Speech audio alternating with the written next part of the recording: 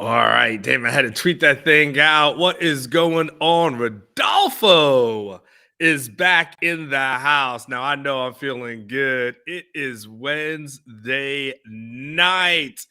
El Presidente is in the house. Rodolfo's in the house. We're about to open up the doors in this damn house because it is Wednesday night. And you know, if it is Wednesday night, hello, Vanessa. I like all the explanation points too, all the R's and the explanation points and all that kind of stuff. That's what's up. Wayne, I'm never this early, man. That's what's up. I'm happy. You guys are getting me hype. You guys are getting me pumped. It's Wednesday, and if it's Wednesday, you know what time it means. It's time for your Drunk Unk Sports Podcast, and I am your host, your Drunk Unk, Anwar Richardson. Super excited to talk to you guys tonight. There's so much news for us to discuss, so many topics that are on the table. So I'm looking forward to that. So look, before we get too far into this, just do me a favor real quick. Just because, just hit the like button. Just hit the like. This if you subscribe, all you guys who are here right now, you guys have subscribed. So, and ladies, of course, Vanessa as well. I'm including you in the guy thing, but all these people, you guys have subscribed. So everybody, you guys, there's almost 100 in the chats right now. So go ahead and that's just within 2 minutes. So that means it's going to be packed tonight. Just hit like. Just hit like. It means something to someone. I absolutely appreciate it. And before we get too far into everything, what's up, Trey? What's up? Like I said, Rodolfo Chico is here. I know I'm going to have a lot of other people. Chris Nelson will probably be in a little bit later. Kermit Wade is going to be in probably a little bit later. There's a lot of folks that are probably going to come in, a tad bit later. Prolonged fast. Okay, I'm going to get into that in a second. But before I get into that, I'll tell you about the prolonged fast as well. Hey, before I get into it, this show is sponsored by, I got to pay the bills. Show is sponsored by my main man, Eric Torres, El Presidente, EricSellsHomesDFW. Look, I was watching something on the news just the other day. It must have been, today's Wednesday, so it must have been Monday because I didn't watch the news yesterday. I was watching like the morning news. And they were talking about how it's a good time to buy a house, especially if you're a first-time home buyer, because before you couldn't get into the market because they was doing like 20 and 30 bids, and it was all like, $300,000 over the asking price. And right now it's getting a little bit more towards kind of a buyer's market than a seller's market. And it's a person made this really interesting point. I think El Presidente, you would absolutely agree. El Presidente, you're in there. Put this in the chat if you absolutely agree. They said, listen, if you're paying 6% interest or 7% interest, what's that compared to paying 100% interest in rent? And I thought, wow, that's a really hell of a point. 6% interest is not, 7%. Sure, it's not what people were paying before, but it still beats paying 100% that goes into nothing. And so why not go ahead? So this is the time to sit down, formulate a plan. Get yourself a house, sell your house, do something. If you ain't that a bitch. And I've only poured my drink. I didn't even have it yet. So ain't that something? That shows you how much you guys need to go buy a house. Check out my man, Eric Sells Homes DFW. It's gonna be a live show tonight. I'm just super excited. Check out my man. Buy a house, sell a house, do something. And like I said, if you're living in Killeen, I realize on the show there's certain things that in places that I pick on, right? So I feel like I pick on Sam Houston State, and I feel like I pick on Killeen. I feel like those are the two places that I pick on the most for whatever random reason. I pick on Killeen because they're the SED capital of the state and in the top 10 in the country. I've got to pick on Killeen. I just got to, right? Especially as a dude who's out there in these single streets, boy, these streets, woo, boy. Hey, this is rough. But in any case, make sure you have a man, Eric Sells Home DFW. Okay, so you guys have asked me, a couple of you guys have asked me about this prolonged fast that, guys, I told you about. I'm off my fast. Okay, so I'm able to have my drink in a cup right now. Okay, I'm still making it a goal to try to eat healthy, right? So I'm still making it a goal to eat healthier. I mean, you gotta understand, like, man, I'm 49 years old, so I've got to do the best that I can to maintain what I've got to last as long as I can. I can't make sure these baby mamas get this life life insurance check at any time. I can't make sure. They can't get it. They can't get it. They say, "Oh, did the good die young?" So you know I'm gonna live a long ass time. I did the prolonged fast though. If you guys are, usually I try to do a juice fast, right? And I did this thing called Prolon. It's Prolon, and it kind of have like little food, and it kind of like has your body mimicking a fast. So within like a 5-day period, I want to say I lost 8 pounds in 5 days, which is not bad. It's not. I mean, I'm not a huge guy as it is, but I lost 8 pounds in 5 days. And then now, it's kind of like when you put in a little bit of work like that, you just don't want to go back to it. Now, I ain't told you I got in the gym. I ain't did nothing crazy like that. But it was really cool because you were able to eat a little something as opposed to like a juice fast where it's just straight juice.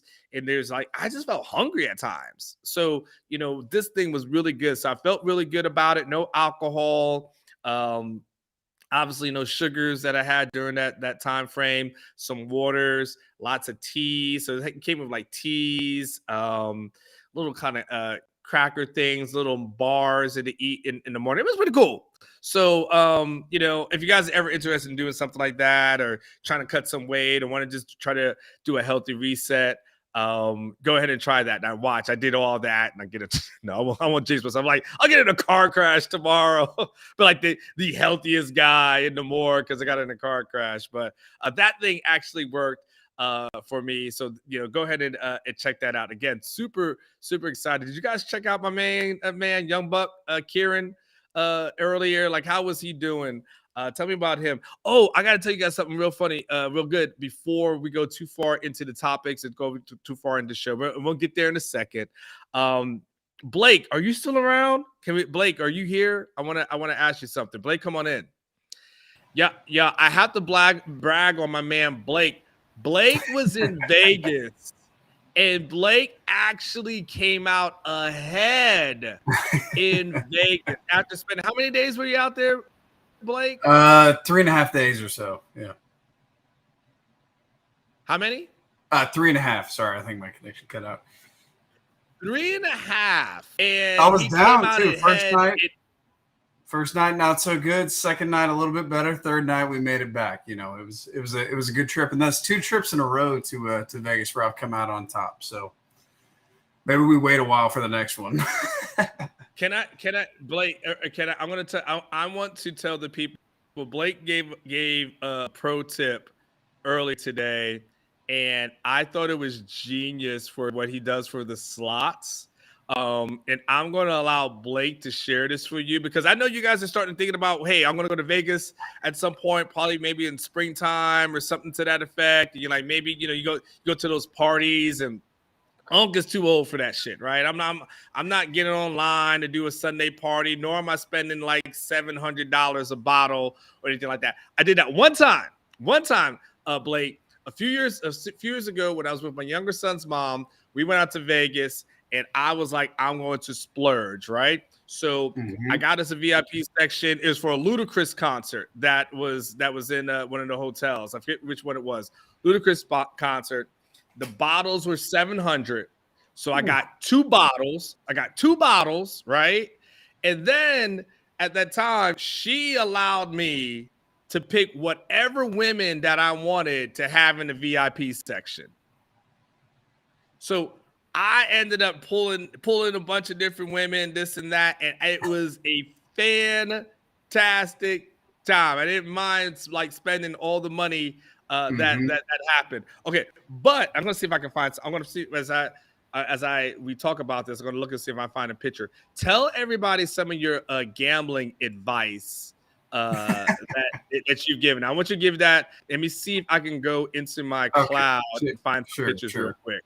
First of all, it's still all luck. It's still all gambling. So do not take this as a it's Blake's guaranteed hits. Guaranteed on how to gamble, or he will actually send you money and let you know. Okay. Yeah, so as far as the slots are concerned, you got to walk around and look for those machines where that cigarette is still burning, where somebody's been dumping money into it all day. You know it's due for a hit. And as we were talking earlier as well, you got to look for the machines that on the edges. I don't know why that is, but that's just the feeling. But you usually go for the ones on the edges and the ones with that lit cigarette still burning from where someone's been sitting there all day, maybe a couple empty bottles, where that machine's just been hit up with a ton of cash. And yeah, we had a good one, a couple good slot hits in Vegas. Then also went heavy on Dallas Stars betting, which seems to be my go-to sports play these days. I don't really trust the football teams around here as much as I do my top team in the West, hockey team. So Stars, bet on the Stars, went to the game. They won 4-0, bet on the game. So it was a good time. Okay, so all right, so that Stars, the slots. Okay, tell everybody at the end of the day, Blake, because I want to see if I can find these pictures before I get it started here. Tell everybody at the end of the day how much you ended up. Oh, here it is. I got it right here. Tell me how much at the end of the day you ended up bringing home. Just tell everybody. Yeah, I was up a little over $1,000. It was a nice trip.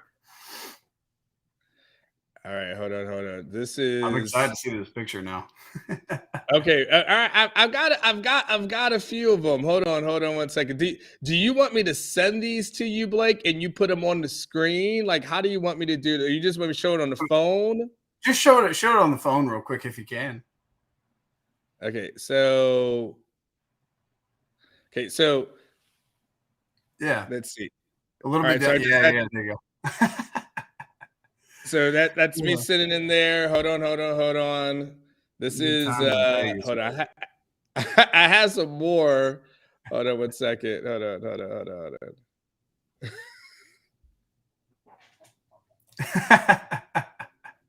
Look at the shades. Yeah. Yeah. I was definitely doing the most that night. There's okay. This is the best one. You can't. Let's see if you can see it. This is absolutely the best one, Blake. Here you go. Yeah. Nicely done, my man. That looks like a good time. It was. I love the Vegas. So yes, I don't just talk about it. I just be about it. So that thing happened. All right. I just want to make sure I shared those things. You know, the thing is, Blake, that's all I have right now because I have 2 kids. Right. I'm a single dad now, so that's all I have is memories. That's all I have is memories of the yesteryear of when I used to be out there. That was like 2017. Life changes comes at you so freaking fast, and here I am. Hold on, I'm gonna send this to you, Blake. This is absolutely amazing. All right, I'm gonna go ahead, Blake. I'm gonna send this to you right now, and if you want, you've got to pop this one at some point, Blake, just on the screen, just for everyone to have shits and giggles on this one. I want everyone to enjoy it, and we're going to start talking about all the fun stuff as far as the Longhorns are concerned. I am multitasking. I am also an older person. Hold on, Blake. I'm going to send this to you in... I love it, by the way, Blake, when everyone is messaging us in Slack when we are actually doing a live show. It picks up every time. It's like dead for hours, and then as soon as we go live, they start talking about something else going on. Okay, hold on. Oh, I got it. Okay, you got it. Okay, and Blake, just a little bit, just give it. You got it. Yeah, it'll take just a minute for me to. Okay, Blake is going to pop that thing on the screen in a second. I will allow you to interrupt the show to show you guys one of my last Vegas experiences where you can see like what the hell happened and how the hell everything went on through that. He's laughing, which means it's going to be a really good time. I'm excited, man. I just want to share this to you. Vegas is cool. I've been, and when I was there too, Blake, you know who else I met when I was down there? Who'd you meet? I met Lawrence Taylor. Oh, LT, the original. I met LT when I was down there as well. Hold on, let me see if I can show you that one. But I met LT, and and actually was able to have a little beverage with him. Hold on, I want to show you this one as well. That's awesome. Hold on, this is the last one. Okay, hold on, guys. Just be patient. I know. This is what Unc is for. This is exactly what your uncle's here for this craziness that you guys are out. You're like, when the hell are we actually going to talk about some damn sports, Unc? We will. Trust me, we will. All right. They're going to bring in. Got a chance to that was it at Planet Hollywood, by the way. Yeah, I went over to Planet Hollywood. That's a nice place. Oh, it was one of my more favorite ones. It's a little bit more live over there. Yeah, for sure. That's a good area. There, Planet Hollywood, Paris, crossing the Bellagio, all that. That's a good area. All right. Are you ready to pop it up, or are we good? Or no, it's going to take just a second because. Are you going to go ahead and do that? You go ahead and do that. We'll start talking about some of the things because there's about 3 different things that we're going to talk about tonight as Blake gets ready to put that on there. And by the way, I see what you guys saying that Kieran says the Longhorns are going 12-0. This is the same Kieran who put out a video just a couple of years ago trying to tell himself not to sip the Kool-Aid and not to sip the thing. And or maybe it was before last season. And now all of a sudden he's 10 toes down right now, which is amazing. I love it. We need a lot of positivity. We need that kind of positive energy. I don't know what he's basing off of. But listen, when we start talking about some of the additions to this, like absolutely. And by the way, Rodolfo, of course I've been to Magic City. Of course, I've been everywhere, baby. I've been down there. I've been to places down in Miami as well. So yes.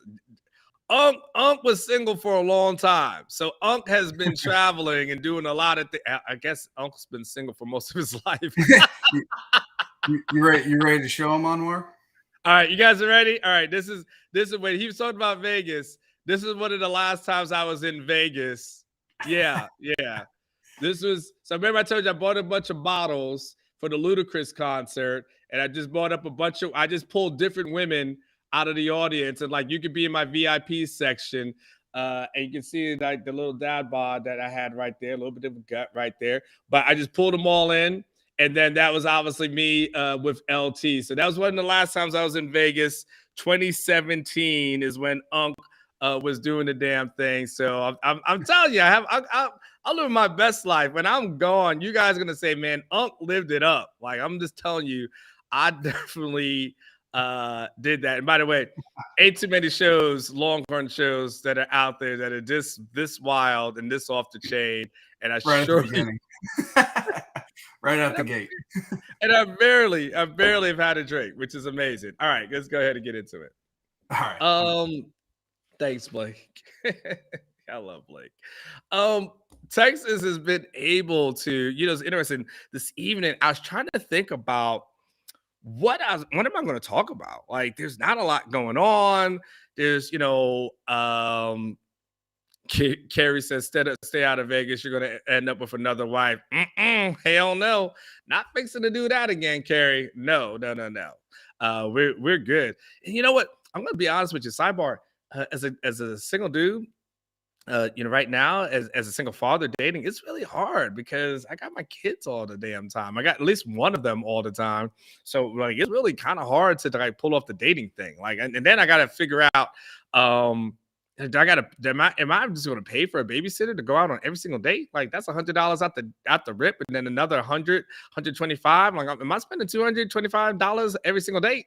I don't know about all that. So Unc's trying to figure this whole thing out. Like Unc's game is thrown off. I ain't gonna lie. Unc's game is thrown off.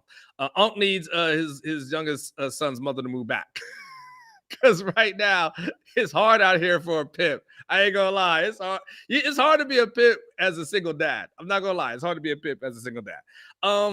Texas has, there's at least 2 additions that we're going to talk about this evening, and one potential addition that we're going to talk about this evening. And we're probably going to be going to probably about 10 o'clock or so. So don't go too far. Don't log off or anything like that. I'm going to try to keep the show a little bit more concise.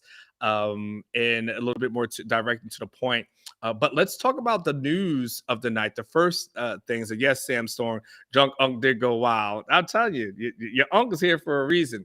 But Texas did add a defensive back, Jalen Catalon. We've kind of been talking about this for the past couple of weeks as a potential addition and what that would potentially look like if with him coming. But so far, so good. The Arkansas guy has transferred over from Mansfield. And according to the University of Texas, and they kind of sent this out, so to make it official, they say he's the 27th member of the Longhorns 2023 class of newcomers. It's kind of interesting because he's a transfer portal guy, but I see the wording of it. It makes a lot of sense. Now, here's the interesting thing about Jalen Catalon that they kind of threw at us in this press release, and I'm going to make sure I've got to get into. It says Catalon has enrolled at Texas for the spring semester and will be listed as a senior for the 2023 season with the potential of 2 years of eligibility remaining. That includes the NCAA's allowance for an additional year due to COVID. So it's about a potential for 2 years for Catalon. The basic numbers are Catalon played in 21 games, 16 starts in his career at Arkansas, 159 tackles, 81 solo stops, 3.5 tackles for loss, 5 interceptions, 14 passes defense, and 3 forced fumbles. But the kind of one of the more important stats and the more things that are kind of relevant and makes this thing kind of such a huge story.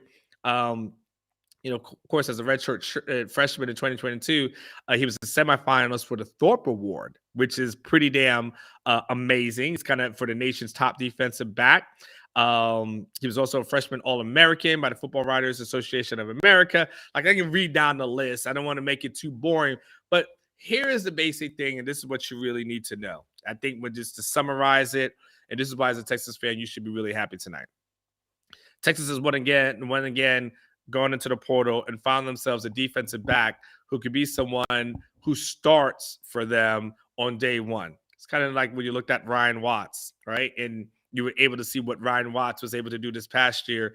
And then you bring in a guy like this, like Jalen Catalon, who obviously from Texas wants to be here. And, Texas, there's a couple of positions I feel like you could never have enough good guys at, right? I feel like it's defensive back for sure. Clearly the offensive line, but defensive back, wide receiver. Like, to me, you can't have enough of those guys that are in here. But you bring in a guy like Jalen Catalon, a person, like you said, who's got all the accolades, that's been able to be outstanding throughout his young career, little injuries, but if he comes back, he's healthy. That's the kind of guy, if you're Texas, you want to go out, you want to get the top guys, the elite guys, right? You want to be able to say to yourself, like, it's, even though Texas being selective, you're getting the best of the best, creme de la creme. Love the addition of Catalon. Love what he's able to do, and then loving and looking forward to what he does in the springtime. So take a footnote on that. We've got Catalon. We're going to get into him and talk about him. There's the other major story that we're all kind of following at this moment, which is Georgia receiver A.D. Mitchell goes into the transfer portal. And then there's reports that that Mitchell is not only looking at Texas, he could be on campus within the next 24 hours. Jeff Kesher reported that on Orangebloods, a few hours ago. So there's a potential that he visits. I've talked to my sources. Everyone has told me that not only does Texas want him, and it is what it is, that there is NIL money available for him, a nice NIL package that should be enticing for him. Everyone feels pretty good about it. It's just about what he wants and what he wants to do. But, Texas has had guys that they've kind of been eyeing, that they've had kind of this kind of, I don't want to say agreement with, but they've just kind of been wanting these guys to wait to kind of the last minute to go in the portal. So it wouldn't necessarily be this whole kind of crazy bidding war for this kind of their talents. And so A.D. Mitchell seems to be that person that checks the box of the Texas wants him. He wants to come to Texas, and could be a person that It might be just a boom, boom. Went into the portal, visits Texas. Next thing you know, boom, he's committed. We'll see. I'm not guaranteeing it because this is recruiting, right? Like at the end of the day, you never know what guys are going to do when it comes to transfer portal. NIL happens. You never know. Someone may go ahead and put a little bit more on a guy than maybe that needs to be. But I will say this, as relates to these two guys, this is what, as far as Catalan and then as far as Mitchell is concerned, this is the thing I said on the show earlier, but I'm going to kind of go ahead and kind of reiterate this at this moment in my show tonight. At the end of the day, because I was talking about the wide receiver coach, right? I was talking about the wide receiver coach search. And at the end of the day, Texas needs to be Texas in the NIL market, the transfer portal specifically. The NIL, Texas needs to be Texas. And Texas needs to stop messing around. And Texas needs to start flexing. And Texas needs to let everybody know that nobody's got more money than Texas. Nobody's got no more NIL dollars in Texas. And Texas needs to go after the best.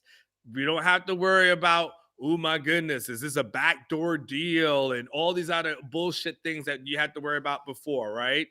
The things that we know that happen in the SEC. Please don't get mad at me so far, guys. But we know what used to happen in the SEC and how guys used to be able to get there. And Texas can now, like every other program, legally go after guys. And so go after the best of the best. Go after the elite of the elite. The one thing I want in 2023 and beyond, I want Texas to take all of the guesswork out of every coach that they hire and take all the guesswork out of every single player that you bring in. Stop guessing. No more. Don't bring me a guy who's lower level as a coach and you telling me he might be a diamond in the rough. Bump diamond in the rough. Give me the Hope Diamond. Give me the guy that checks all the boxes that you know for sure is that guy, that dude, ace recruiter, ace developer. Don't give me the person who could only do one. Money with the person that can do it all. That's exactly what I want to see. When Texas goes into the transfer portal, don't give me the guys that you're telling me like at this other FBS school, he had a couple of tackles and you're trying to hope that he could do some things at Texas and hoping it translates. Forget that. Give me the best players available. Give me a guy like an A.D. Mitchell, who, by the way, was the number one receiver at Georgia prior to his injury in week 2. Give me that guy. I'm sorry, Georgia's kind of good. Georgia's kind of good. So I'm okay with a guy like A.D. Mitchell. Give me a guy like that. Give me, going forward, no more guesswork. Give me guys who check the freaking boxes. That's exactly what I want to see going forward from this program, from this university. Flex on them. And if they don't like it, tell them to kick rocks. The last one, real quick, because we don't always talk about like special teams guys, especially punters and kickers and stuff like that. But Texas did get a guy by the name of Ian Ratliff, who he committed as a preferred walk-on punter. We can talk a little bit more, about him, but he's a guy that was a kicker, kind of transitions into punting.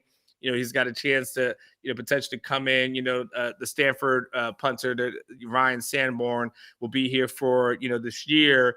But so he's a guy that potentially can get on scholarship next year. Listen, one thing you can't have enough of too is a good kicker and a good punter. Ask Dallas if you need a freaking good kicker, because Dallas doesn't have no damn backups, okay?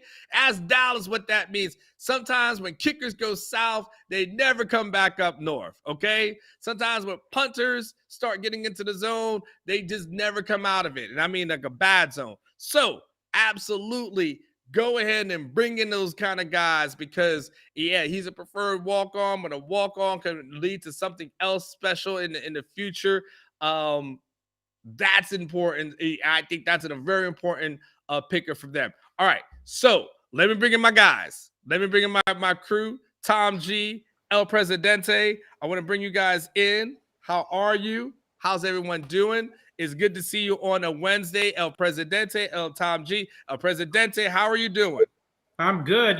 Talking about those kickers that you were talking about, how many people in America were pretty pissed off and wanted the Cowboys kicker to die because the spread for the game was 45.5 and they landed on 45 and he missed 4 extra fucking points.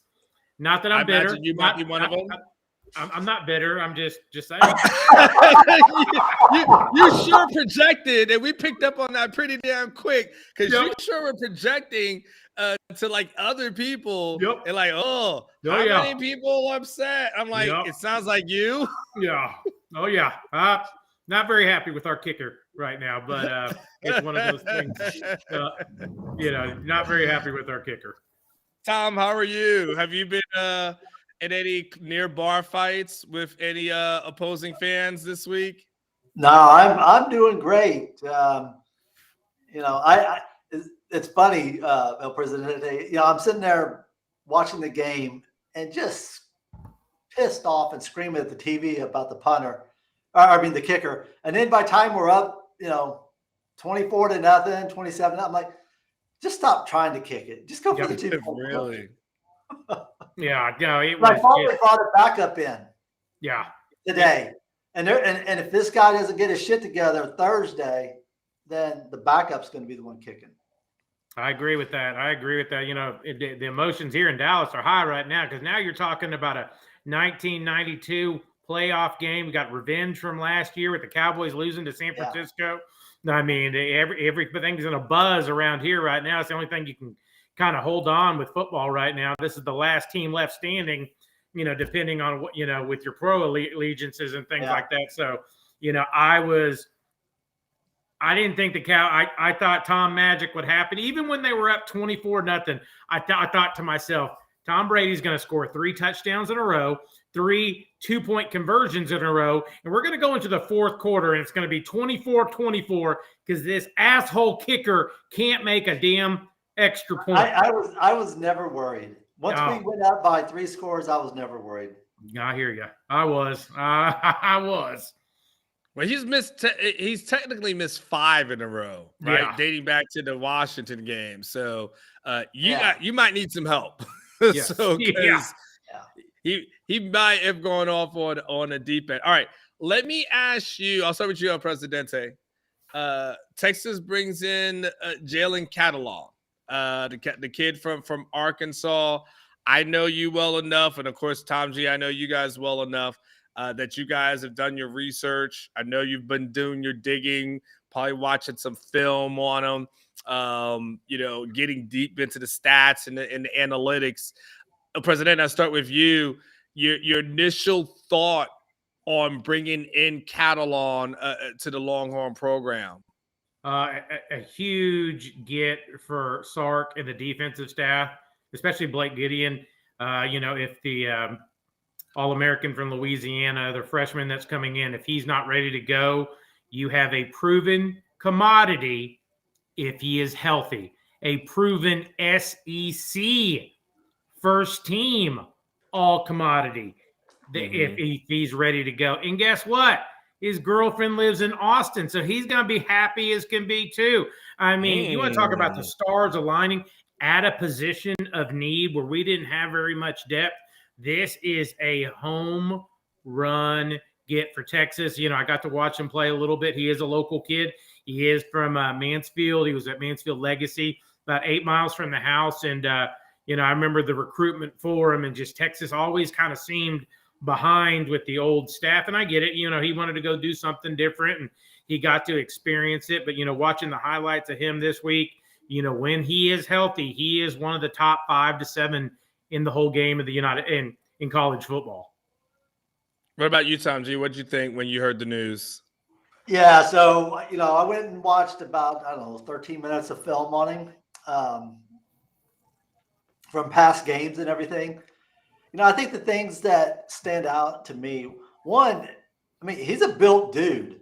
If you go look at him, he's got some big arms. He brings it. But his angles, his pursuit angles, spot on. You don't see him making mistakes. which is pretty impressive when you figure that he started as a freshman, and you look at, I mean, he's just like a natural born football player. He's that good. I think it's super exciting. I think our safety play next year, and that's not to take away from what we've had in the past, but it's going to be the best since, God, I would say the last 10 years. I think it's going to be phenomenal. I'm looking forward to it. And then AD coming over too. Oh my God. On where I was looking at it, I think this year we will have the best portal pickups that we've had since the portal began. Mm-hmm. That's how excited I am about what we're getting. It's interesting. So I looked on the Rivals Georgia site, Tom G, and I printed out their story, and as it relates to A.D. Mitchell, your Georgia wide receiver, the first sentence I think says it all. It says Georgia has suffered its biggest loss to the transfer portal yet. Yeah. The first sentence. And usually I'll tell you, usually what happens when a lot of times when guys go in the portal, especially with a lot of reporters, especially who have connections to the program, they usually just kind of downplay a guy when they go into the portal and kind of act like, not a big loss. It is what it is. There's other guys who are better, other guys ahead of them. Like, it kind of, like, there's a lot of, for lack of a better term, shitting on a guy on the way out. Like, that happens a lot. And so a lot of times you hear about something. Think about for you, think about what we were hearing about Quinn before he came here to Texas, right? Think about what we heard from Ohio State. He's a 4-string guy. The guy doesn't work hard enough. You heard all this stuff, not good in the meeting rooms, all this stuff. And that was coming from Ohio State. That means the people from behind the closed doors at Ohio State were putting this out there to make it seem like Quinn really wasn't all that, right? Yeah. And so when I see something like this, especially as a guy who does this for a living, and I see the first sentence says it suffered its biggest loss to the transfer portal yet, I think to myself, this guy's a dog. Oh, yeah. This guy's good. Like, this guy's so good that no one can think of anything negative to say about him. Like, nobody's going to. And I've read the Rivals articles, 24/7 articles, like everything else. I mean, everybody has praised him. One of the things it says, he burst on the scene for a strong freshman season in 2021. The Texas native caught 29 passes for 426 and 4 touchdowns. Famously caught the go-ahead touchdown in a national championship game against Alabama. Then, of course, last year, of course, the injury that happens to the ankle. Plays in about 3 games. He catches 5 passes for 69 yards and a touchdown. Of course, he plays a little bit better in the postseason. It seems like this is my take on this whole situation. I want to get your guys' feedback on this. To me, when I look at the receiver room, and if you're Steve Sarkisian and you had to do just an honest assessment, you'd have to say to yourself, okay, there were times that Xavier struggled last season. You can Sir Quinn could have thrown it better, absolutely. But there was also drops from Xavier, things to that effect, right? You've got Isaiah Nayor, who's coming off of a knee injury. You have Jordan Whittington, who's been hurt as well. He was able to stay healthy, but you have Jordan Whittington that is there. Casey Kane flashed, but you still don't know what he can do in a certain role. And then you've got other guys, who are on the team that you just don't, you're right at this moment, you're kind of shoulder shrugging yourself too. It seems to me that I bring it up A.D. Mitchell not only is a smart move, but a necessary move for Sarkisian to make sure hey, I'm not 100% sure what I have in that room, and I need to bring in a guy that I know is a dog, no pun intended. El Presidente, you're shaking your head. That seems to be like it had to happen because you can't risk it again in 2023.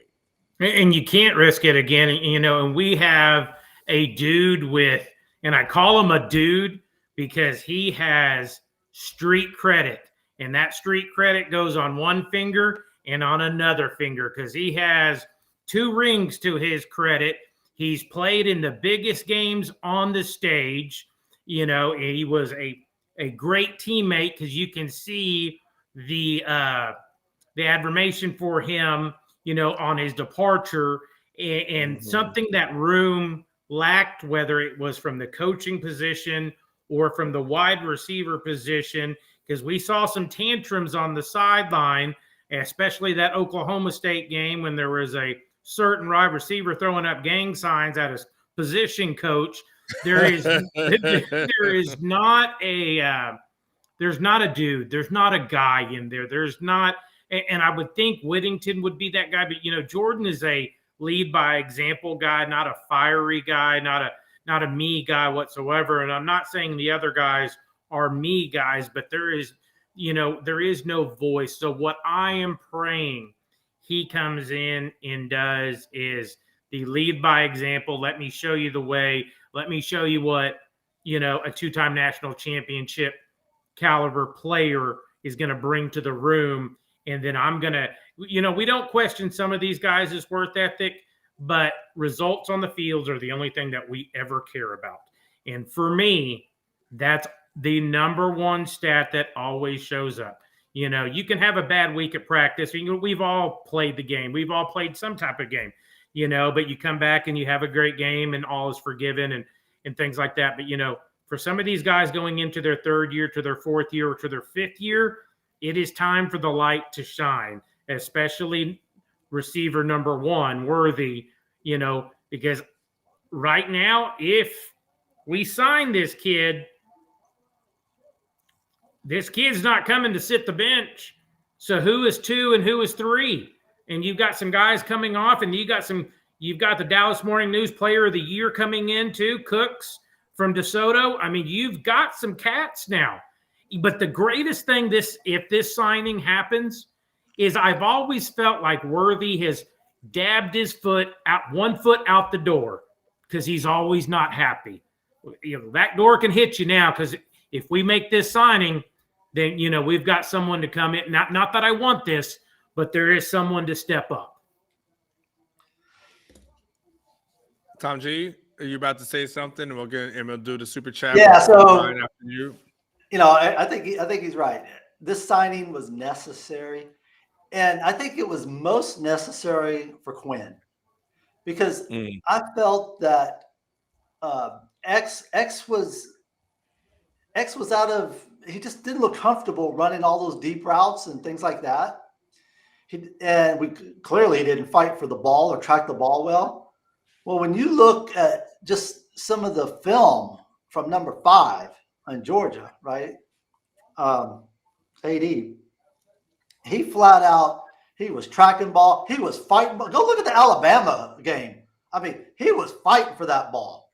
And you can't teach 6'3", 6'4", and with that type of speed. And, that's the problem we had with whether it was Kane or any of the others. They might have been big, but they weren't fast. I mean, it looked like a giraffe plodding down the thing. It didn't look like a gazelle. So I'm super excited, mainly for Quinn, to get a real weapon for the first time. I think a real deep threat weapon who is made for the deep ball the way he is. I think Nair could have been that guy, or would have been that guy, but he got hurt. I think the other thing it is for Nair, it allows him, because this is going to be a one and done guy. We know that, most likely, highly likely. So for Nair, it allows him to really rehab and get right and not feel rushed to the field. And that's going to be huge. and Whittington, some other guy. Yeah, I mean they're okay, but they're just okay. They don't. I think Ketch said this. Defensive coordinators don't stay up at night worrying about what Whittington is going to do. X. Oh yeah. Now this other guy. Oh yeah. And now think about the underneath stuff that's going to open up for our tight end and X when you've got number 5 sprinting down on the go routes and stuff now. I mean, it's going to open up so much more. It'll bring those safeties back. The running game will be better. I mean, this is what we were missing this year. And so, last season. So to get it this year, I do think that this will be the only wide receiver we sign. I really don't think Sark is going to push the envelope beyond this one, just because of potentially what he could lose. That's just a feeling of mine, though. I think this will be the only one, but this is a hell of a one. And this is a guy who shined on the biggest stages. So when the lights were on the biggest stages, like the CFPs, he scored touchdowns in every one of them. He scored touchdowns in the SEC championship. I mean, he was prime time. If I just got kind of curious, okay, we're going into what Brian said because I got a question I want to pose that for you guys. Brian Stobie in the super chat 25 goes, great show as always. Honor, a hat tip to the co-host for the panel. Assume Mitchell goes to UT, Cook, Nair, Whittington. Xavier reverts to a mean between 21 and 22. If so, is our receiver room suddenly the best in the Big 12? Do a lot at you guys, but he says assume, Mitchell is assuming AD decides he's going to come to UT. You've got you say Cook, Nair, Whittington, and Xavier goes back to being what Xavier was. Is this the best receiver room in the Big 12? Absolutely. On paper, yes. Absolutely. But they've got to show it on Saturday. At the end of the day, stars don't matter, plays matter. Athletes have to make plays. Yeah. At the end of the day, and you know what? And guess what? We've got to get a quarterback that is going to get him the ball consistently. The passing game has to be more consistent. But I think on paper, it's not even close. I don't know. Not even close. That's even coming in the Big 12. That's even coming close to what we're gonna. And then you put Sanders as the tight end, also from a pass catching set of players that we're going to be putting on the field. It's not even close in the Big 12. Well, the thing that I kind of wanted to ask you guys, because first of all, right now, especially more on paper, right, Tom? Who's the top 3 going in? Is it for you? That's again, we're going to assume AD comes to Texas, right? Let's have that conversation. Assuming he comes to Texas, is it AD, Xavier, Jonte? Are those your top 3 receivers? Okay, because to me, Jonte is a guy that needs to play. So who's your top 3? So. It's funny. I'll get to it in a sec. We finally get AD committing to Texas. for all of those who understand what I mean by that from the old running back AD days. Oh, gotcha. I didn't know where you headed, but now I got it. Yeah. We lost on the last AD, so we finally get our AD. I think it's AD. I think it is X, and then I think it from a pass catching offensive player. I think JT is 3rd. Now, if you take tight end out of the equation, then I would say Whittington. I think Cook will have some opportunities, but I don't think Cook is taking those guys off the field at a high clip. Oh, I so disagree, but go ahead. I want to let you go. I said at a high clip, right? So he's not taking X off the field. He's damn sure not taking AD off the field. So the only guy And so this is the only difference. If they decide they want to run a four wide most of the time, kind of like they tried to do in the Alamo Bowl, but they didn't have the personnel. But then if you do that, you're kind of taking JT off the field. I don't think that's going to happen as much. I think they're gonna stay the three wide most of the time. I think it's going to be their base offense still. I think Cook will play, but you're not. I don't see Whittington, AD, or X coming off the field in any significant amount of time. Oh, Presidente, who's your top three? My top three is AD, Worthy, and Witt until beaten out. If I was leaving spring, that is my top three. AD on one island, Worthy on the other island, Witt playing the slot, because it's 11 personnel that Sark seems to like the most. He does not like, he likes leaving Sanders out there no matter what, no matter for four wides, no matter what, he likes that. But going back to his Alabama days, he loves having those tight ends out there, working the middle of the field, working that flag and things like that. So for me, those are your first three with huge competition behind it. People pushing, fighting to get in that door. And guess what? Worthy starts having the yips like the cowboy kicker did the other night. He's going to have to look over his shoulder. That's where Cook will take that spot, right? Yeah, exactly. Yes. I mean, or Thompson, there's the room is, I hate to say this, the room's stacked. On paper, it is stacked. It's the final piece to the paper, and Anwar, you wrote about it this week. It's that final piece, and I've been thinking about this all week long. And I read your quick tidbits on your wide receiver and what you wrote, and then you start reading, and y'all had to go 6-page deep, and then Catch had to write another article on the wide receiver position because everybody's getting bent out of shape about who they're talking to and who they're interviewing and things like that. Do y'all remember the movie Lean on Me? Oh, yeah. When we need Crazy Joe Clark in that wide receiver room, someone that's going to demand excellence. And for me, Anwar, the guy that you wrote about at Jacksonville, the guy that's gone through it all, whether that's a Comfort hire, whether that's a Banks hire, we can talk about Samples all we want, but what has Samples really done other than bounce to place to place to place? 2 years, That's it. He's a recruiter. Yeah, I mean, that's it. He hasn't really developed anybody. Does he have some recruiting wins? Absolutely. But going back to Anwar's and Catch's point, you don't have to have a rainmaker anymore in the NIL world. So, for me, what would you rather have? The technician that is demanding would you rather have the crazy Joe Clark? You're going to do it my way or you're not going to play. As simple as that. And for that particular room, we go to egos, we go to drama, and we go to all those things that we talk about all the time. You got to have that voice. And where Anwar wrote this week, I liked it if he's going to take the job, the guy to Jacksonville, because those are three young studs out there that have developed pretty damn well this year for the Jaguars that are on to round 2 of the playoffs. Yeah.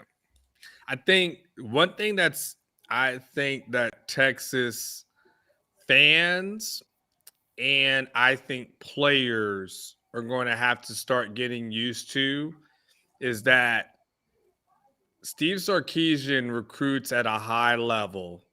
And don't think just because you got to Texas and you got a scholarship that you're good and somehow all you got to do is wait a year or two and then you're going to get in. He's going to continue to recruit at a high level, and you might get passed over. I saw, and only because this person put it out there in public, am I even going to address it? Because if it had not been in public, I wouldn't address it. But I saw Brendan Thompson's mom on Twitter questioning why are they bringing in A.D. Mitchell? The room's stacked already, this and that. Sorry. This is major college football. Yeah. This is what business. It looks like at a program that's trying to be elite. they will recruit you and they will recruit over you. That's just what's going to happen. It's not high school where you just get to recruit, you get to your program and then you're the stud and you know, blah, blah, blah. It's not El Presidente. It's not youth football or you anything like that where you got to play certain kids and, oh, but this kid's been in your program for a year or so. Like Sarkisian is saying, hey, man, great. I'm glad you're here. But you know what? If you're not producing, I'm going to find someone else that can. Yes. And I'm going to find someone else can do it. I think could do it better. He wasn't out there trying to find someone better than Bijan. He knew he didn't have anybody better than Bijan. Wasn't out there trying to find somebody better than Roshan. You didn't have anyone better than Roshan. He hasn't been out there. If you think about the offensive line, hasn't been out there trying to find offensive linemen because he feels like he's really good at offensive line. He doesn't have to do that. But in areas of weakness, he's going out and saying, I will find someone or someones that I feel like are better. And I think this is the thing. And this is where I think it's a positive for Texas. Because you guys know this. You guys are lifelong fans. There has been a little bit of a country club mentality when it comes to Texas players. That is, I've arrived. I've got here. I've arrived. I don't have to do any more work because I'm at Texas. Go ahead and give me the logo. Let me into all the clubs on 6th Street for free. Give me free drinks. I'm good. You know, Sarkisian's saying, I don't give a damn about that. I don't give a damn. Congratulations, you got a scholarship. You ain't going to play because I'm going to find someone else that's better than you. That, to me, is the thing that I believe, El Presidente, that everyone is going to have to get used to. Players, fans, and then players that, hey, you know, yes, Brandon Thompson's mom, and again, not picking on her own, but she put this out there. She put it out there. So I have to address it.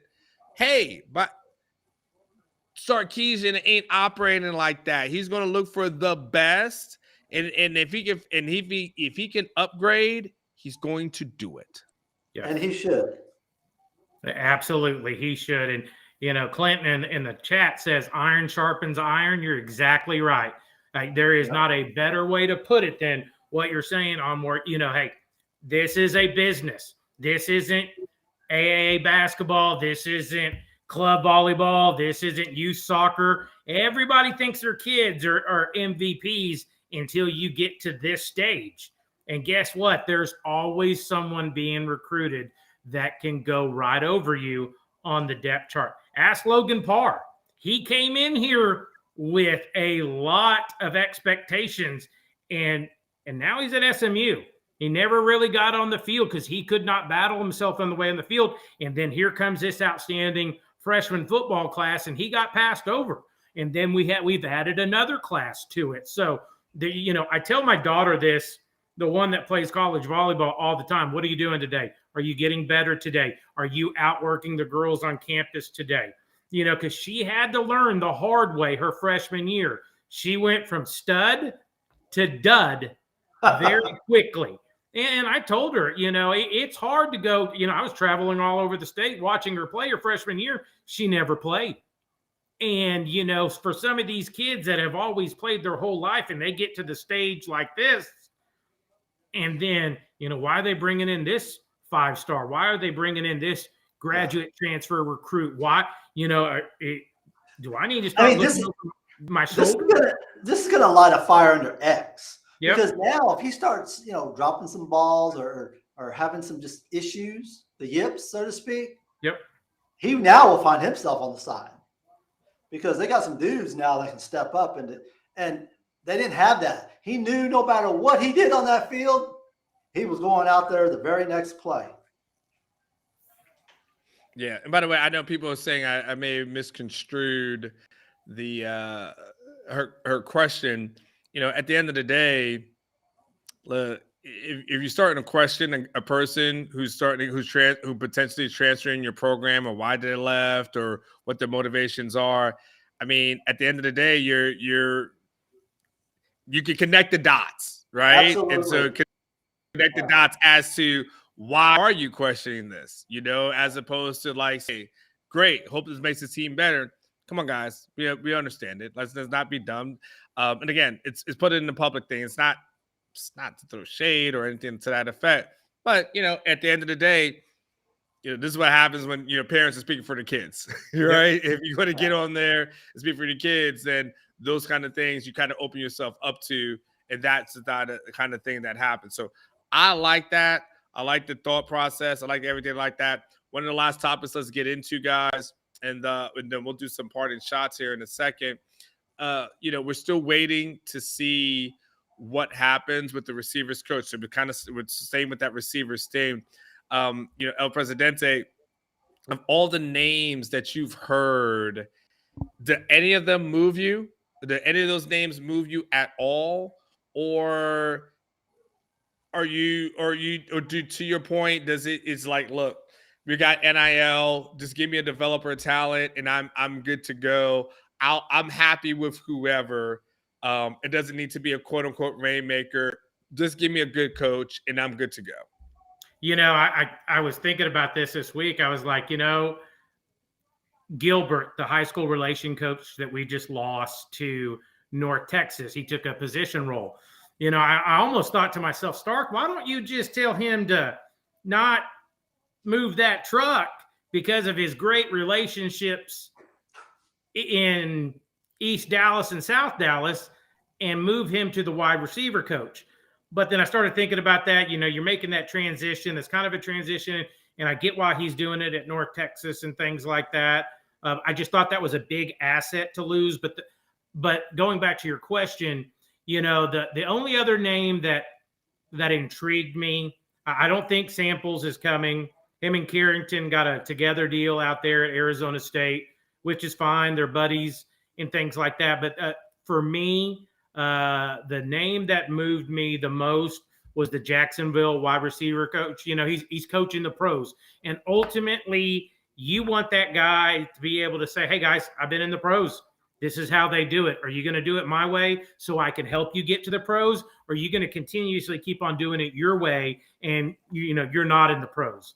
That's what I think. And then the only other name that caught me was the TCU wide receiver coach. Is it Malcolm Kelly? Malcolm Kelly, yep. Yeah, I thought that was an intriguing name. Ex-Sooner, huh? Yeah, I thought that was a pretty intriguing name. I kind of had him pinned going back to OU with their opening that they've had this year with the Gundy situation that they had out, but they pegged someone on the Texas Tech staff and things like that. But, Anwar, I hope you're right with your source with the Jacksonville guy, and we're just waiting. I know he kind of sent out a tweet earlier this week disputing some things. I haven't talked to anybody, but you know how that is. That is screens and not to, deflect and things like that. He said everything except I'll be in Jacksonville in 2023. Exactly right. You didn't say that. You said everything else. Like, I haven't talked to Sark, haven't interviewed this and that, but you didn't say, hey, I'm in Jacksonville for here on out. I'm shooting this down. And if you look at his bio, damn, I admire the battles he went through. As a player, as coming up as quickly as he can as a coach, playing in the Arena League as long as he did. Because if you're going to play in the Arena League, 39 or some shit. That is a true love for the game. So for me, I'm going to look at a little bit other things. He doesn't have the recruiting things, but hey, you're at the University of Texas. If you can't sell that and sell Sark's dream, then you shouldn't be coaching at all if you're entertaining this. And hey, are we really going to question Doug Peterson, the head coach of the Jacksonville Jaguars? He took a chance on this guy, and that guy has pretty good skins on the wall himself. Yeah. For me,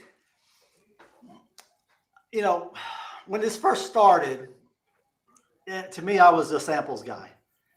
But I was a Samples guy because college, the college, you live and breathe on recruiting, right? And so I was a Samples guy because of his recruiting chops. And as we've went through this more and more and time has passed, I've started to change a bit. I kind of see where Sark is going, in that I think the recruiting will take care of itself for a bunch of other reasons now that weren't available in the past. So I think having rainmakers is a little less important in certain areas. And then Chris Jackson, he intrigues the hell out of me. I mean, he's done it as a player, and he's done it as a coach, and he's done it at the highest level in the NFL. Kids will listen to him. He will know how to manage a room full of egos because he's had to manage a room full of egos. I'm super excited and trust Sark that if Chris Jackson's the guy, that's absolutely the right choice. I'm excited about what he can do. You know, Anwar, do you feel like our fan base chase ghost sometimes? Let me give you an example. If our tight end job came open, what's the first name this fan base would go? Yep. And it's like he hasn't been here in 20 years, you know? But our fan base goes back to that. And Anwar, here's a question I can ask you, because you've been here, 10 years now? 11 years now? Close to 10. Close to 10. Give me one wide receiver coach in 10 years that is A, been a rainmaker, B, been a technician, C, oh my God, we can't lose him to another school if he goes out. I mean, we have not. I thought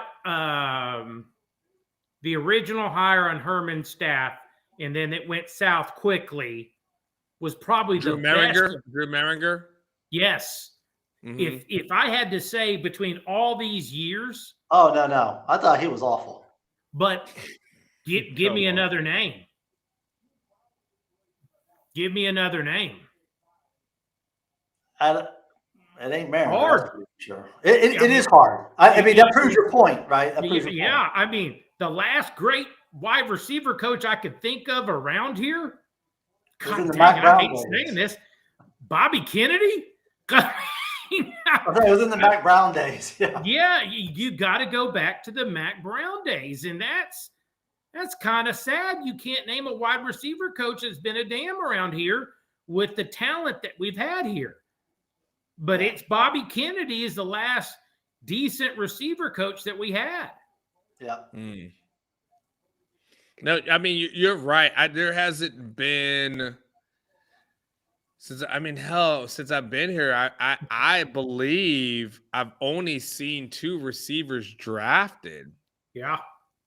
Which was Colin Johnson and Devin Duvernay. Like, I don't think I've seen anybody else drafted outside of those 2. I've seen a couple of free agents that got picked up. There was a guy that had some cup of coffee with the Eagles. I forget what his name was. And that's about it. So to your point, El Presidente, there hasn't been a guy that you've looked at and said to yourself, like, wow, like, you've got to keep that guy. Like, if I went through the list, El Presidente, and I might do this as an experiment, since I've been here, I can't tell you how many wide receiver coaches there have been. Man, I guarantee you that number. Look, Sark's will be on number 3. I guarantee you we're probably at like 5 or 6 in the last, 8 to 10 years easily. Marcus Johnson, thank you guys for putting that in the chat for me. But yeah, there hasn't been, to your point, I think you're right. There hasn't been a developer. Like, listen, I don't know, enough about, I know enough about his resume where I can tell myself, like, it's not long lasting, where you said to yourself that was impressive. But look, the thing about, and I think that's important, and I think that would be good about getting an NFL guy, is that at the end of the day, because of NIL, these guys in this locker room are professionals. Okay, because you have guys who are getting paid. the same way you have guys who are getting paid in the NFL. Okay. And when you have guys who are getting paid, see, one of the reasons why college coaches struggle in the NFL is because in the NFL, and I will tell you this, NFL players will tell a college coach to go F themselves. I say college coach. Let me rephrase it. NFL players will tell coaches to go F themselves. They'll pull the Des Bryant. You cannot scream at an NFL player at all. If you see, college coaches get to the NFL and they think, oh, I MF this young guy, who's 18 years old or 19 years old, and made him run laps around the stadium and made him run up and down the stairs. You can't do that in the NFL. Those guys will literally middle finger you and walk out. When I was in Detroit and I covered the Lions, this is a true story.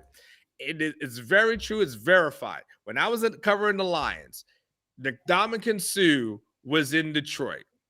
And Ndamukong Suh had only been there about a year or so when I got there. And Ndamukong Suh would go and he had himself a leather recliner that was that Nebraska red, and everybody else sat on tables, the straight like tables with the chairs.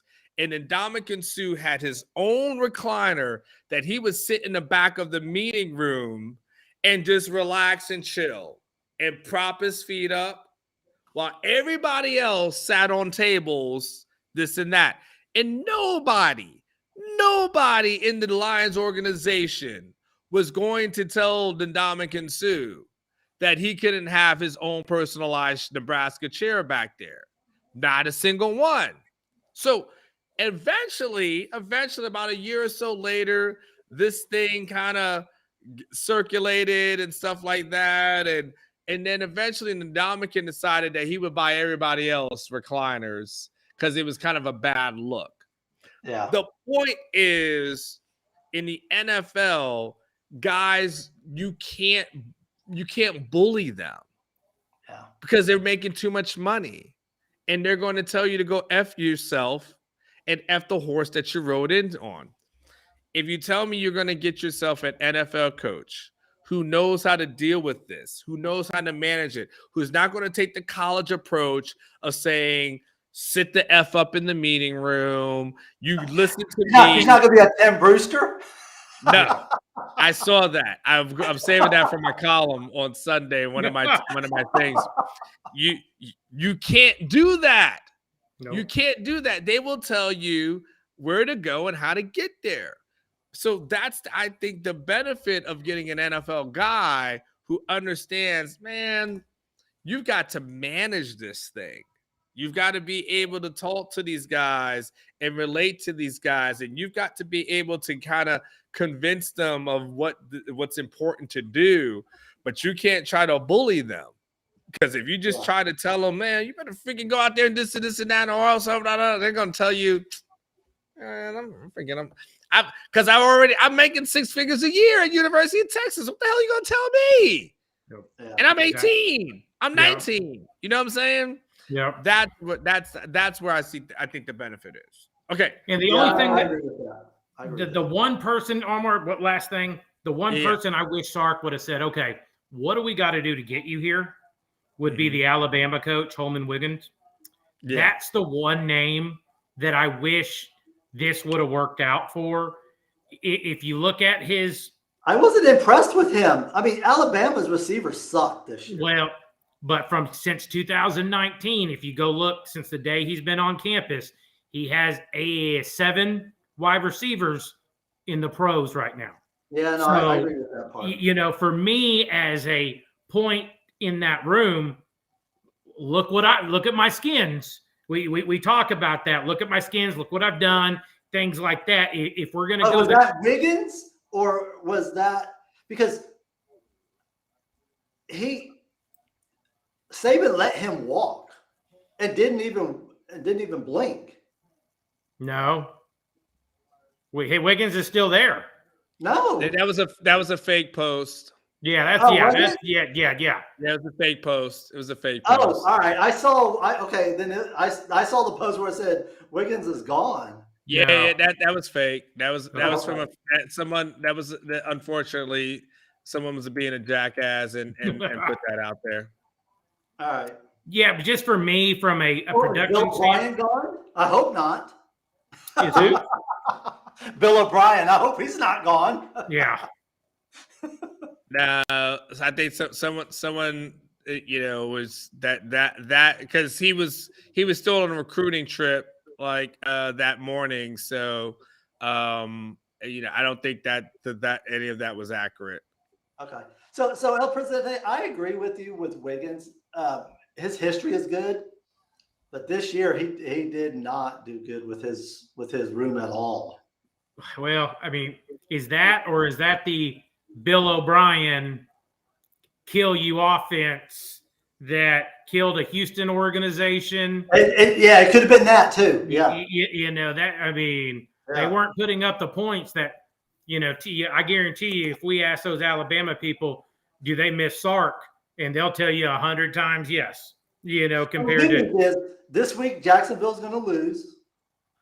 And we will know in short order, I think, if it's Chris Jackson or not. Yeah. So I agree with that. I agree. Amar, you agree with that? We'll know real quick.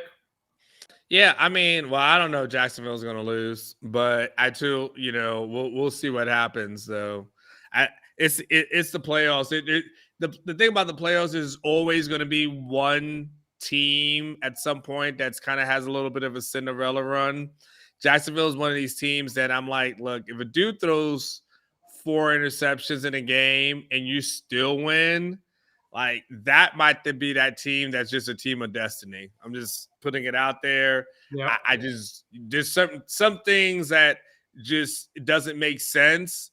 And that's one of those things that it doesn't make sense by any stretch of imagination how they won that game.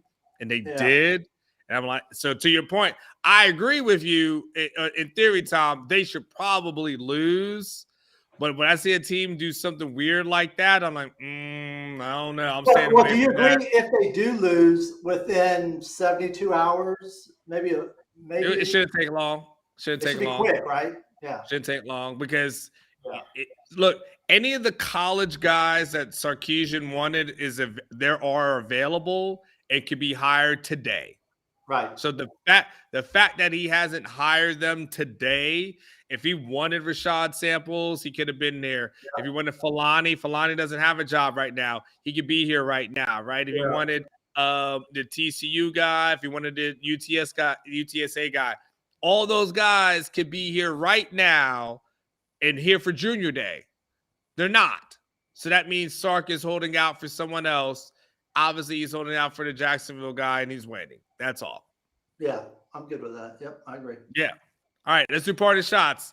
El Presidente, get us started. Hey, big week for the Horns. It's Junior Day on campus on Saturday. New faces, new names. Hey, recruiting is kicked up for 2024. And, this is what these guys get paid the big money to do is go out, find the next group of Longhorns that are going to come in and carry that torch. And, the roster is a lot better than what he found it. I believe. I believe that the holes on the roster are starting to shrink a lot. I think if we can finalize the portal wide receiver AD from Georgia, you want to talk about a great haul in the last 90 days with signing day and one more signing day coming up. You cannot ask for a better run than what Sark has accomplished in his last 24 months on campus with these recruiting classes that he has and building towards the future to get to the SEC and being SEC ready. Big bodies, speed, and you know what? Now it's on him. He has all his ingredients. It's time for him and his staff to put the final product on the table and get it done. And it goes back to what we said last week, boys, is 12-0 or nothing for the Horns next year in their last year of the Big 12 championship.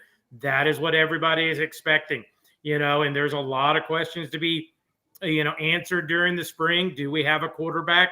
Are we going to see one of the other two quarterbacks in the room have to step up?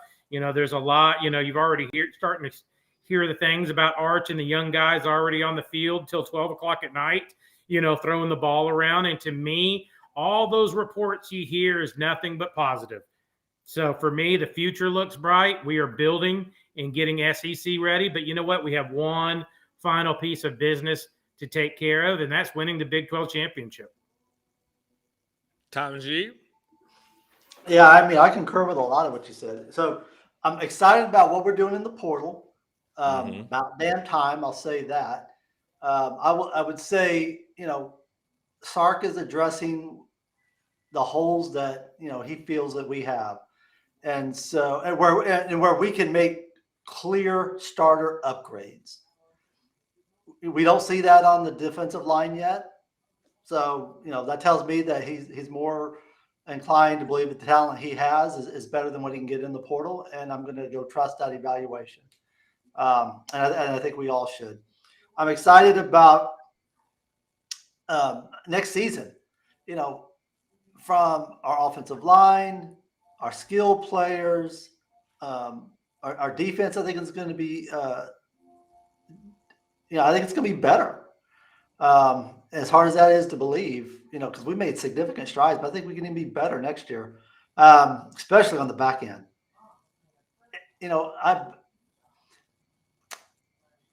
I'm going to say one thing that was, I know this will be a little off topic because, we talked a lot of football. But what happened in one of the things that bothered me this week, and so I would this is for all the folks watching, I would say, let's be better. That's all I'm going to say is let's be better, because one of the things that really bothered me on the Orange Bloods, and I'm not going to call anyone out by name, but someone made a post about what happened in Alabama on the basketball team and made a quote about, do they give out, hope they give out NIL in prison or something, right? And I just thought that was so callous. And I responded with a lot of response. And so, we got to remember, and this goes for our football players and all the kids. These are just kids. They're in college. They make some mistakes, but when people lose their lives and people's lives are ruined, it shows it's bigger than any sport. So, I would close with saying, be better. Don't get desensitized to what's going on, and hook them. Sorry, Anwar, I had to put that little public message, but it bothered me so badly that I just felt I wanted to say, I needed to say something, because it really bothered me. You should, and that's a tragedy that happened there, and there's no joke about a young woman who lost her life, who was also a single mom, and what that child has to deal with going forward. So I totally understand that and get your kind of like there's an ickiness that happens where things occur and there's a lot of like, let me be sarcastic or witty, and then there's kind of like, okay, there is a human element here, guys. Like, let's just calm down, let's relax. Like, can we at least say damn RIP to the woman who passed? As opposed to making that stuff. So you're okay and well within. So to close this on a football note, okay, Big 12 delayed our schedule yet again. Oh my gosh! I don't know if you understand why, Anwar, or what the hell's going on, but I don't understand why this continues to get delayed and why this is a problem. Is it any insights to what's going on with this thing? I don't have any, because it was supposed to come out on Tuesday.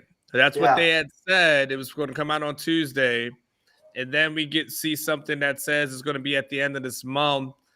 And the only optimism that I have is that, are you guys thinking about seeing about potentially even earlier? But my thought process, because here's the thing is, the moment you announce the schedule, it's locked in. right? Because it's just done. It's just, in the NFL, when you announce the schedule, that's it. And then the day after, like, the season, the truck and tractor pull comes into town, right? And the concerts come in. Like, you got to book around all these things. You're locked in. The Big 12 doesn't want to be locked in to anything in 2023. And again, when it comes from a campus standpoint, there's a reason why. So is it as simplistic as, because here's what I've heard. I've heard the schedule's done. And I've heard people tell me for a while, like, the schedule's ready. I don't know why it hasn't been released. I've had one source tell me, hey, I know you think Texas is going to get screwed, but they're not. Like, I've seen the schedule. They're not going to get screwed. They're not going to get screwed over. So I'm like, okay, but I need to see it before. Because what you saw and what I see might be two different things. Like, what you saw back in December might get totally screwed over. Like, I don't know if they're just saying, like, hey, which one of your new schools wants a payday? And so I'm going to give you Texas.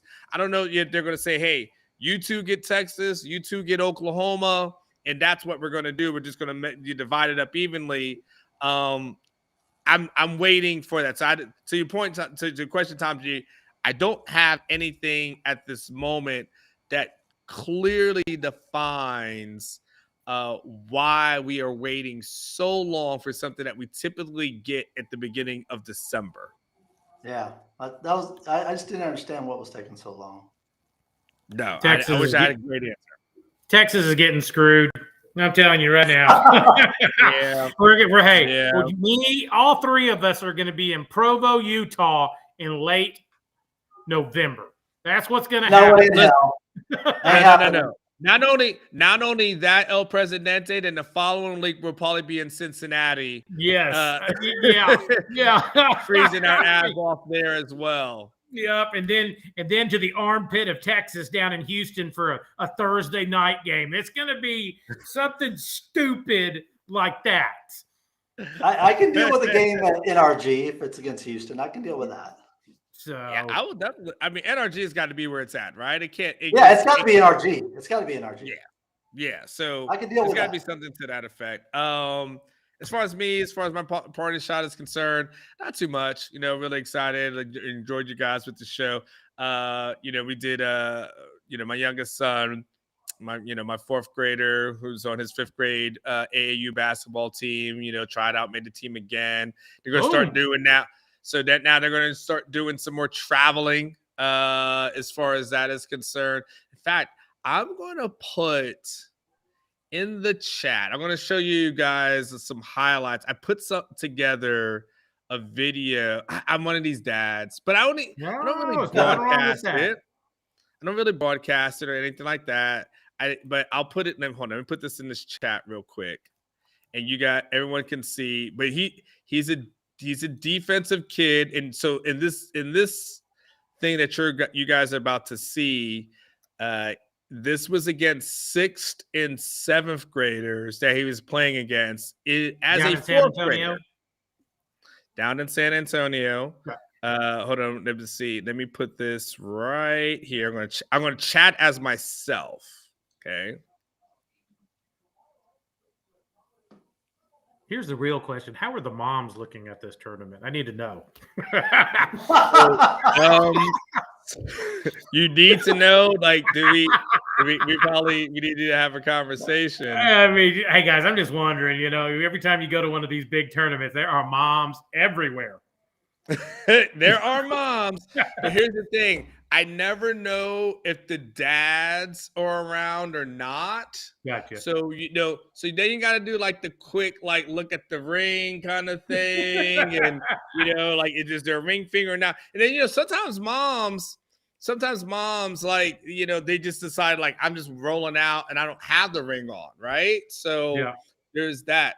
Hold on. I tried to put it in the chat for you guys real quick, but I didn't see it show up. So let me just do this one more time. And if it doesn't, then so be it. But anyway, really proud of him and everything that he's been able to do and accomplish. And then we're looking forward to this upcoming season where we're going to travel to El Presidente. You appreciate this. We're going to go to, San Antonio. There'll be a Houston thing as well, a couple of Austin ones. So definitely looking forward to that one. Damn, you guys are saying no one's seeing it, right? No, it's not coming through. Blake's saying you need to send it to him, I guess. Oh, come on, Blake. I put it in a link won't show up in the chat. A link will show up in the chat. All right, Blake. Well, damn it. Well, leave it to me. If anyone's gonna slow up this damn show, it's gonna be me. Hold on, Blake. Well, see, we're ready to see this kid have some skills. If you got it from Omar or from your ex-wife, we need to see it right now. Which ex? No, I'm just joking. Hold on, Blake. Hold on, Blake. I'm gonna send it right here. It's all defense. Hold on, Blake. I'm gonna send it right. Defense wins games, baby. No, but those you traveling with your son, that was like me traveling with my daughter in volleyball all those years. It's the best time to go up and down the road with them, travel with them, battle with them. The things I can remember about all those tournaments and everywhere we went from the Northeast to the Northwest to everywhere around. Heck, even this year, per playing college volleyball, we went to Oregon this year. I told her there's going to be a day you're going to take your kids and you're always going to remember this. So, I'm excited for you that you're doing this with your son too.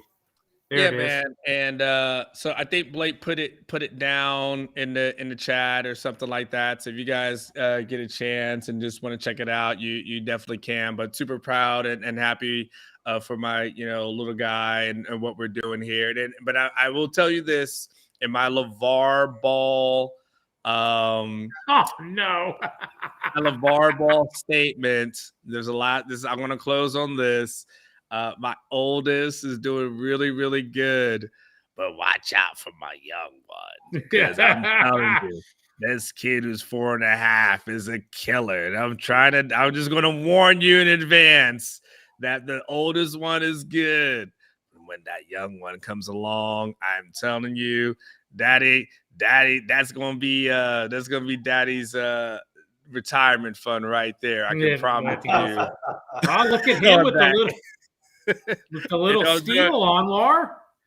Oh yeah. Again, this was against 6th and 7th graders that we were playing against. So he's got no fear. My favorite is the last clip when he intentionally fouls a guy. It just looks back like, oh well. So so anyway, on that note, I appreciate you guys checking it out. Make sure if you need a home, my main man El Presidente. I told everyone earlier, I saw a news clip and it said that, look, yeah, interest rates may be at 6% or so, but hey, at the end of the day, 6% is better than 100% to the person you're leasing from. So, absolutely 100%. Hey, live the American dream. The key to wealth is owning real estate. If you don't want to dab your toes out there in the stock market, hey, buy you a house, build equity, and then buy you a starter home. Save that starter home, stay there for a couple of years, then move to a bigger home. Keep that in your portfolio, and then someone else is paying rent and that mortgage payment for you. There's a million ways for you to get it done. I'd love to help you. Give me a call if you're just thinking about doing it. If you need some advice, I'm always here. 11 o'clock, 12 o'clock, 1 o'clock, 2 o'clock. Give a text, give a ring. El Presidente will answer the phone for you and try to help you out. Hey, El Presidente, our main man, do you agree with this? Clint says, marry the house, date the rate, refinance later. Yeah, 100% right now. You're exactly right. It always changes. It's like a roller coaster. Like anything else, it goes up and down, just like car rates right now. I don't know how many people have been trying to go buy a car lately. They're not. Tom. I've been trying to buy one for my son, a Honda Civic. Right? How awful is it right now? Golly, it's horrible. It's awful because here you are, and Tom, you come out of the womb with an 800 credit score, and you're getting offered 5% and 6% interest rate and things weren't like that 12 months ago. Well, I'm just trying to pay cash and buy one, and it's awful. Buy one. You can buy a used one with 20,000 miles for maybe $1,002 less than a new one. Yep. But you can't even get. It's ridiculous. It's crazy right now. Anything you're trying to finance right now is crazy. But what comes up will also come down. Sooner or later, it's going to happen. I agree. All right, guys. Remember, live each day like it was your last, and one day it will be. Until we see you next week, you guys take care. Peace.